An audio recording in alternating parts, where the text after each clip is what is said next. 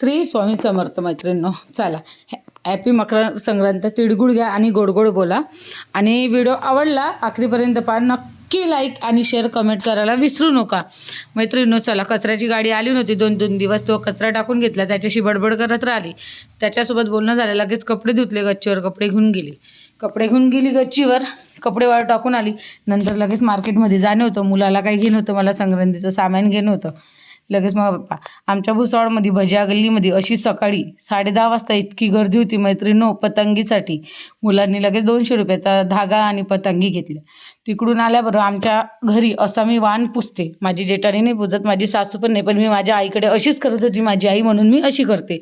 मग देवासमोर सगळा वाण ठेवून पूजा करून तिळगुळ ठेवून लगेच वडापाव आणला होता पार्सल घरी, तो खाऊन घेतला आणि एक झोप घेतली. संध्याकाळच्या स्वयंपाकाला लगेच लागली. वाण मी काही वाटलं नव्हता त्या दिवशी, पण देवासमोर पूजा करून घेतली होती. उडदाच्या डाळीचे वडे करणे होते. रात्रीच भिजू घातली होती. स्वच्छ धुवून घ्यायची, घासू तेव्हा वडे चांगले होते. नंतर गंगाफळची भाजी करून घेतली. भाजी करून घेतली. एकादश असल्यामुळे वरण भात आणि खीर करू नाही आली, म्हणून आमच्या घरी कोणाचंच पोट भरलं नव्हतं इतकं सारं केल्यावर. मी डाळ वाटून घेतली. लगेच त्या डाळीचा मसाला वाटून घेतला, एकत्र करून ठेवला आणि मग पुरण शिजवायला घेतलं होतं. पुरण लावलं होतं एक साईडने. पुरण शिजवायला घेतलं. मग डाळीचा सगळा मसाला एकत्र करून मीठ टाकून चांगलं घुलून घ्यायचं. जर मीठ कमी झालं तर वडा फुगत नाही.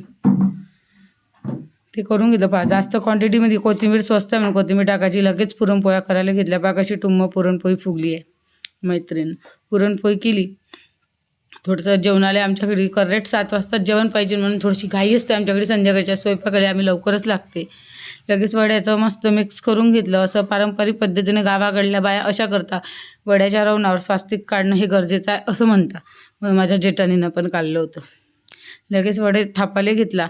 जर मीठ कमी झालं तर वडा फुगत नाही, म्हणून आम्ही नैवेद्याला 2 वडे काढणे होते, म्हणून घाईघाईने 2 वडे काढून घेतले.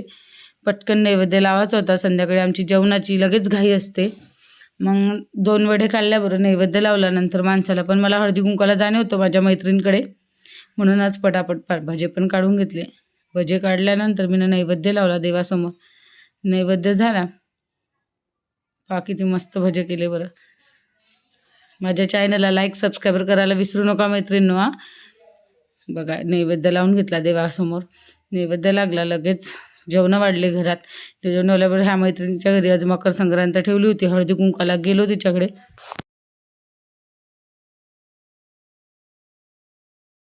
तिने मस्त उकानं घेतलं होतं. तिनं सजावट खूप चांगली. भेटू पुढच्या व्हिडिओमध्ये. आवडला तर नक्की सांगा. पुढच्या व्हिडिओमध्ये. Bye bye.